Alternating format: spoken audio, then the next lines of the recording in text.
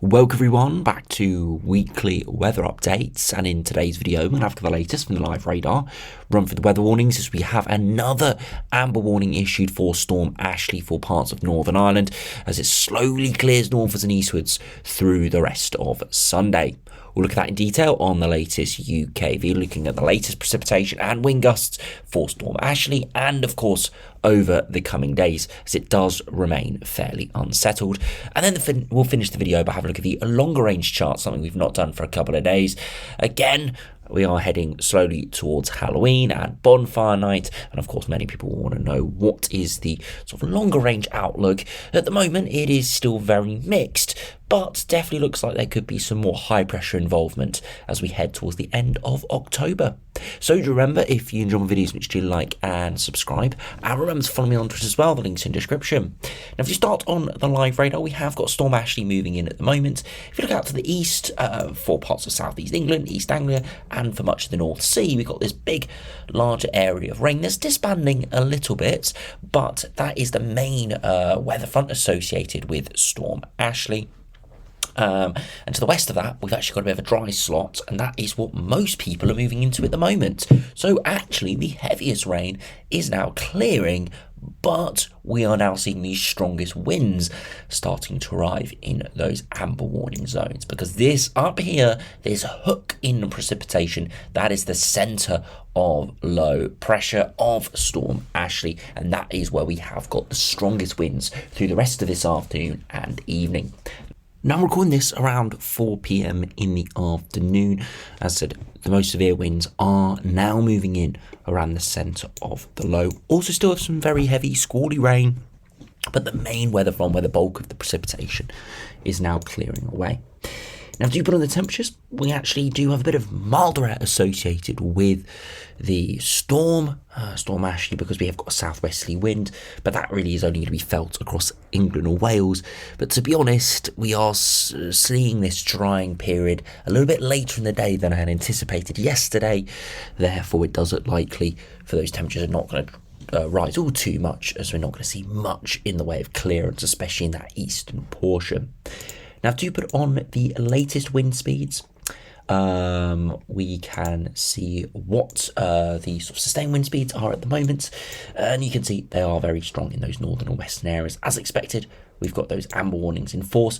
Again, these are wind speeds, not wind gusts. The wind gusts, of course, will be quite a bit higher, 10, 20 miles per hour, 30 miles per hour higher than this. So you can see it is that mainly in the north and west, but equally further south and eastwards, also seeing some fairly strong winds. If we do put on the past 24-hour precipitation, you can see up and down the country we have seen pretty heavy rain. Not a mainly rainful event this, it is more a wind event, but still heavy rain around, and it is now slowly clearing away.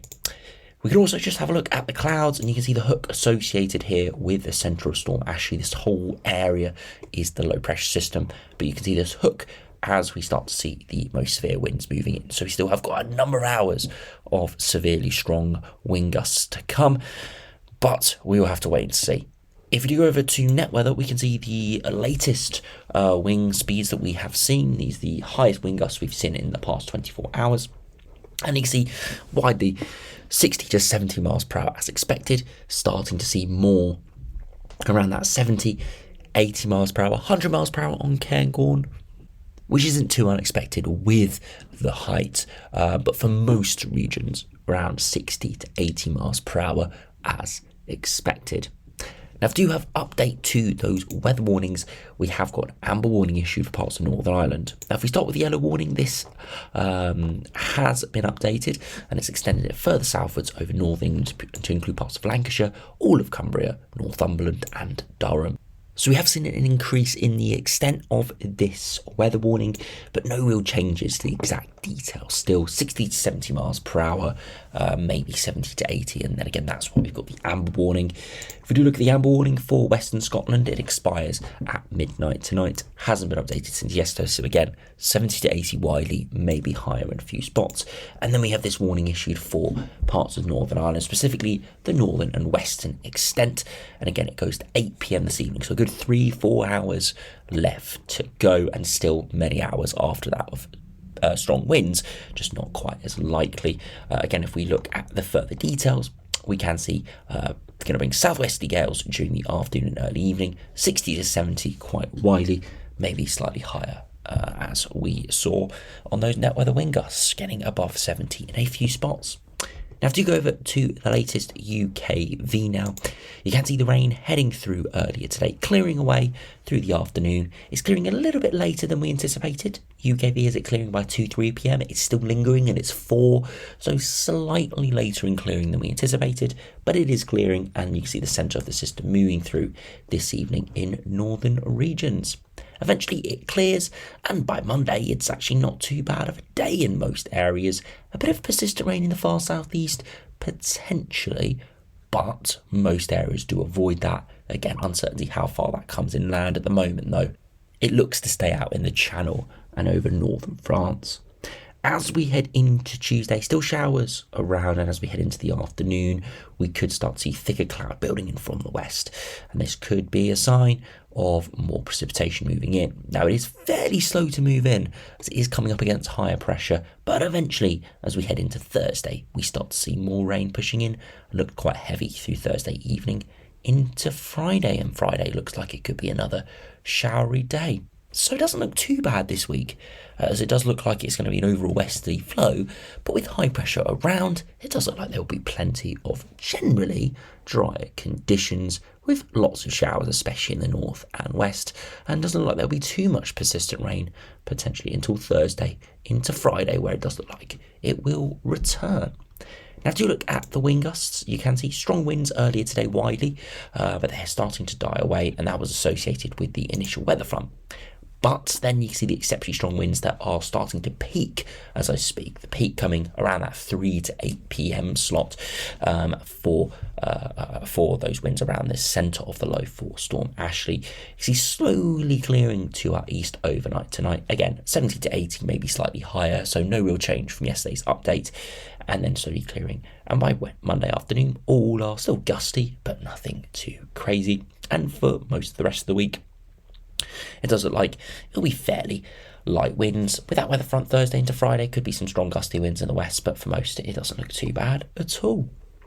Now, if you do look at the max temperatures exceeded today, getting just about to 16-17 degrees in some spots where we have milder air, but of course with the precipitation taking a little bit longer to clear, maybe not quite as widespread as the UKV shows here. As we head into Monday, we will likely see similar conditions, again looking at maybe 14-15 degrees, maybe a 16 somewhere, but it's a little bit chillier. But to be honest, with a bit more sunshine around, dry conditions, it probably will feel better than it has done today. As we head into Tuesday, by Tuesday afternoon, again, fairly average, sort of low teens up towards maybe the mid-teens, and the same can be said for Wednesday and for Thursday. So a fairly consistent week, around average to above average for most. No cold conditions coming this week. We have had some cold weather over the past few weeks, no frost or anything like that at all this week, and that's all due to that flat westerly flow keeping Atlantic air masses moving in. Yes, it'll be oscillating between cooler Atlantic air masses and milder Atlantic air masses, but they're Atlantic air masses, so they're always going to be frost-free and generally pretty mild. Now, if you head over to the longer range charts now to see what is in store for the next few weeks, you can see Storm Ashley clearing away this evening, and we open the doors to that flat westerly flow. A bit of high pressure in the southeast through the middle part of the week, and that's why it's generally a little bit drier with lower showers and no persistent rain. That changes into Friday with another batch of low pressure, but it's really brief, and it's just a little wave really in the flow, so actually it shouldn't be too bad. Beyond that, we again have this battle between high pressure to our south, low pressure to our north, and it doesn't look like either is going to fully win. It looks like it'll be more unsettled, stronger winds in the north, it'll be drier and more settled in the south, and you see right into the extended range, high pressure slowly starts to win, but not fully, never really establishes itself pushing further northwards. So you can definitely see, as we head towards the end of the month, high pressure is going to become more of an important feature than it has been, but it doesn't look like it's going to completely dominate. Very interesting to see where it does go, as we are getting to the time of year where it can start to bring colder, chillier weather. Nothing with snow or anything, at least not for another month, but definitely could bring something chillier as we do head into early November. We'll have to wait and see. This chart definitely doesn't suggest anything colder, but if this high pressure nudges further northwards, as we've seen on some runs of the past few days, I wouldn't be surprised. With this high pressure over the top of us and towards Europe, though, it would actually be pumping up pretty mild air actually from the south. The cold air is out towards Eastern Europe and up towards Scandinavia, and you see that the potential equivalent temperature is a big lobe of cold air there. So if the high pressure did ridge further northwards, we could tap into some of this colder air, but again, lots of ifs there. We'll have to wait and see what really happens, but definitely high pressure making a bit of a return. Be very interesting to see what happens. Now, if you compare to the latest GEM now, again, storm actually clearing to our east, a battle between high pressure to our south, low pressure to our north, and very similar to the GFS, it slowly goes in the high pressure's favour towards that end of October point. Here, high pressure actually builds right over the top of us, and it actually looks fairly pleasant. There's a pretty warm air mass over the top of us. Again, wouldn't take too much to turn this slightly chillier with more of a northeasterly flow, but there's a lot of mild air around across Europe, so that would be a fairly sort of long process to get that happening. We'll have to wait and see exactly how it does develop, but actually it is looking pretty decent, if I do say so, in for the next sort of couple of weeks in terms of temperatures, generally average to above average, and hopefully increasing higher pressure signal as well. Now, to finish by looking at the latest ECMWF, again a westerly flow at the moment, battle between high pressure to our south and east, low pressure to our north, and very similar to the other runs as we head towards the end of next week into the weekend and following week, high pressure does start to dominate a bit more.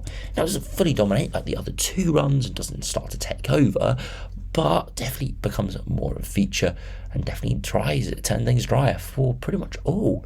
So yeah, high pressure definitely coming more of a feature as we head towards the end of the month. Could be a good sign for Halloween, could be a reasonably dry evening if we did see high pressure in control, but still too far away to say with any certainty.